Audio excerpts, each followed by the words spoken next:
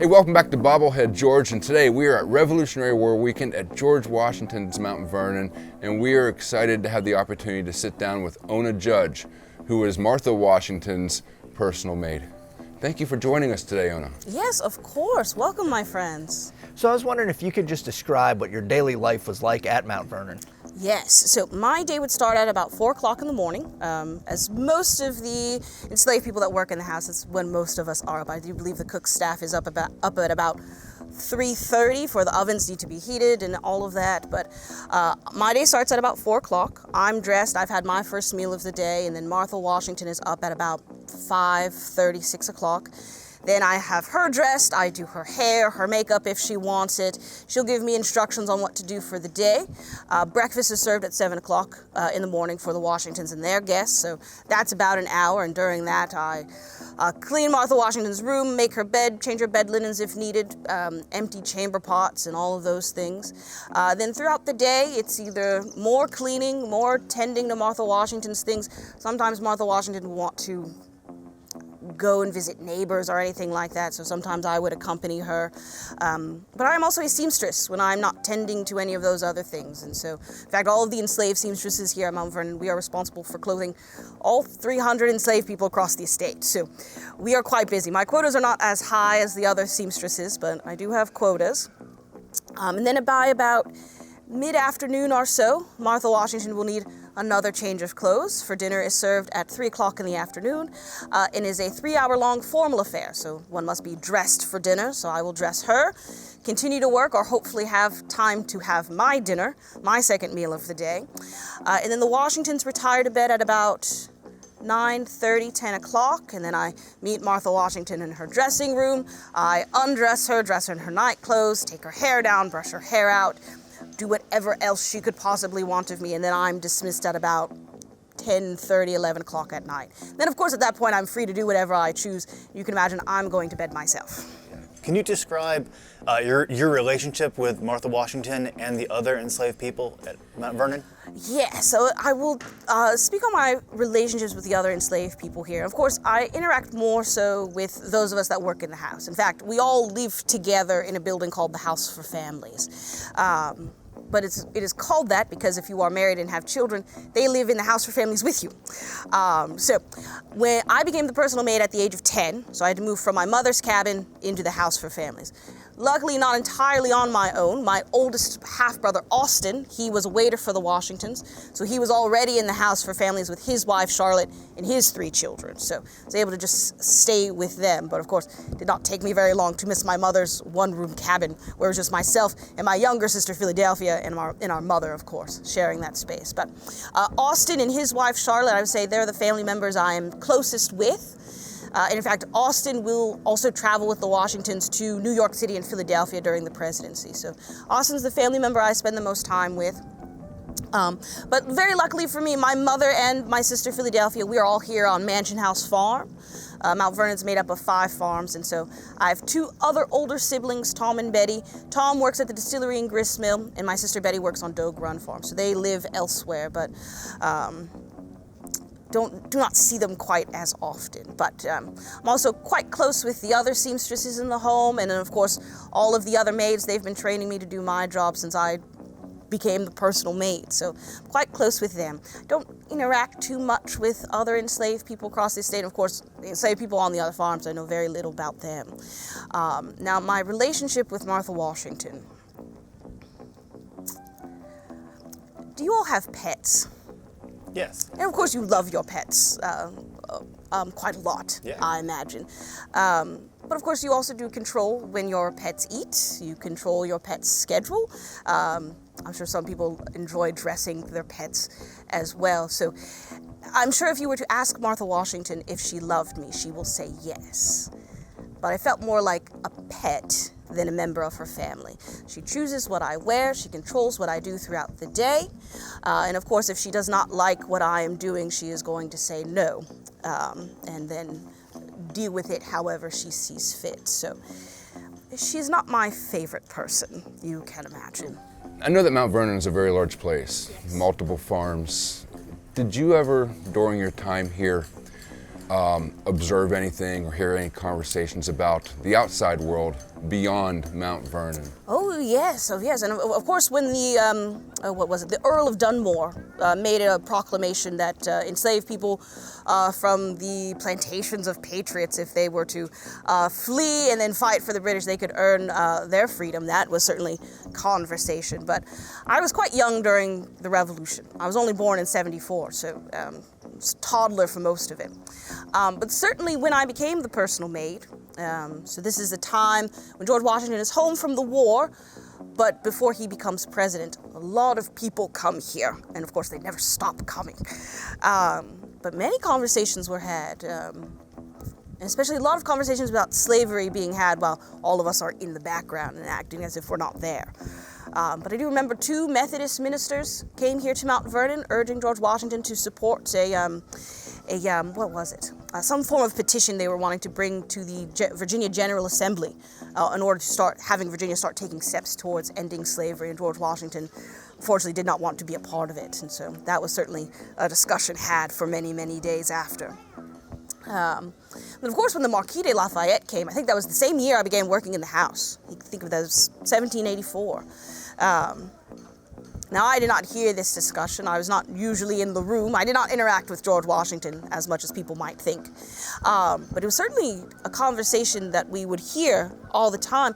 So George Washington and the Marquis, they wanted to conduct this experiment to see if a farm could succeed and make profit without enslaved labor. And so I think the Marquis was going to purchase land somewhere in the Caribbean, and then George Washington would provide the enslaved people, but they would be paid and all of this. But fortunately, I do not think that plan went through.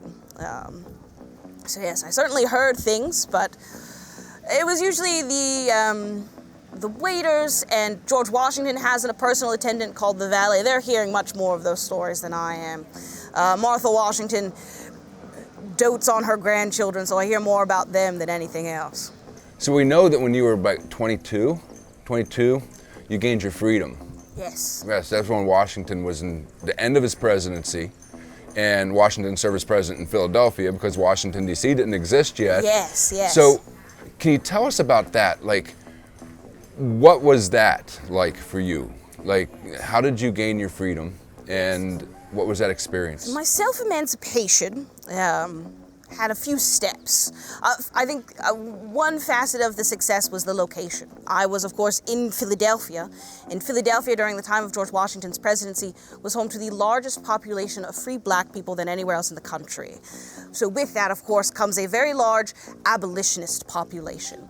And so many abolitionists, they were also day workers, laborers, coming in and out of the presidential mansion as well. And so we were able to have conversations. These conversations happened much earlier, before I was 22 years old and I made my escape, but everything truly came to a head in about 1796. Earlier on in that year, Martha Washington's oldest granddaughter, Eliza, marries her husband, a British businessman by the name of Thomas Law. They marry, I think, in late January of 1796. The Washingtons are unable to attend the wedding, but they invite Eliza and Thomas to honeymoon in Philadelphia.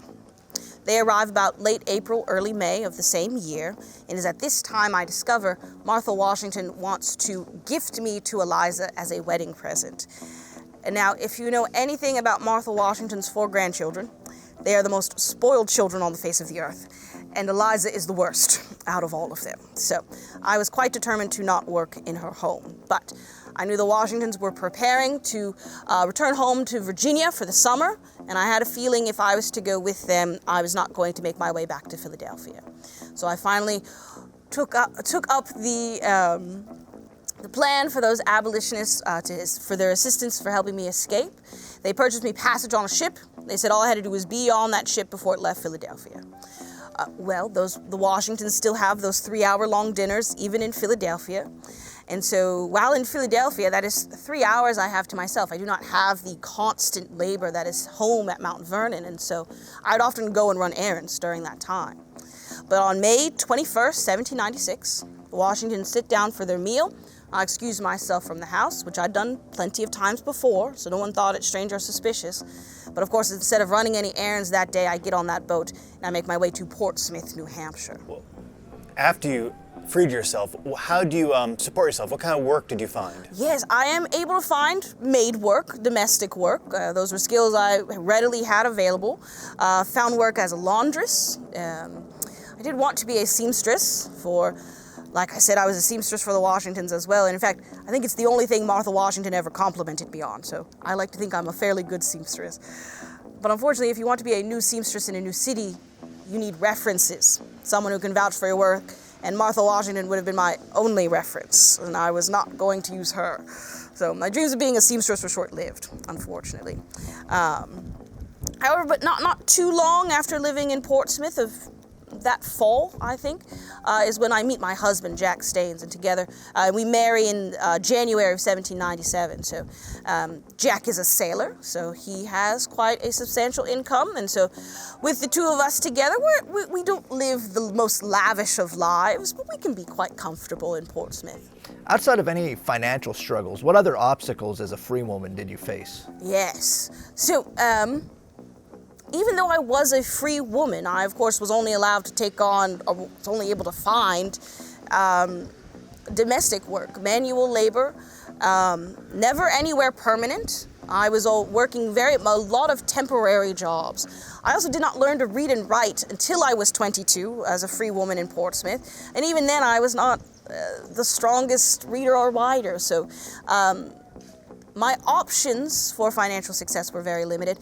And Jack, he was in the same situation as well. Black sailors are only allowed to take on the most dangerous of jobs. So even in his freedom, being born free in New Hampshire, he was still restricted as I was. So that was very frustrating. But Portsmouth had its own thriving free black community, so we all band together and try and make life as enjoyable as possible. So that sense of community was familiar to me, for it was very much the same back home at Mount Vernon. 22, I mean, that is really young to do what you did, and it must have taken a tremendous amount of courage. How do you view, looking back on it, how do you view your courage, your determination to do what you did in the face of all the adversity that you faced? Well, part of me thinks I've always been prepared for it. My sister-in-law, Charlotte, she was always quite headstrong. She was always getting in good trouble, as she would call it. And so growing up around a woman like that, you know, you do not take disrespect very easily. But I think it truly came down to my life was going to change either way. Either the Washingtons were going to change it or I was going to change it. And it was a hard decision. I did not make it lightly. Running away, self-emancipating, I would have to leave my family behind. But even then, 2 years before my escape, my brother Austin passed away. The year after, my mother had passed away. So two of my family members were already gone. The family member I was closest to was gone. And so life was already changing. And so I will be honest, I cried the whole ship ride there, but I'm glad I did it. It's truly hard. People ask, how did you do it? How did you feel? I was scared the entire time. But I'm happy I did it. I have no regrets to that I did it. And then I also do not blame people who do not make that decision. It is not easy, and it is not an easy journey. And in fact, if I was not in Philadelphia, I do not think I would have made it to New Hampshire. I had the support of the free black community in Philadelphia, and then further on had the support of the free black community in New Hampshire. And so without them, I don't think I would have been as successful as I was. So thank you so much for sitting down with us today and sharing your story. Such an important story, a story of courage, determination. We really appreciate the time you spent with us today. Of course. Thank you for listening. Yeah, and thank you so much for joining us to listen to this courageous and inspirational story.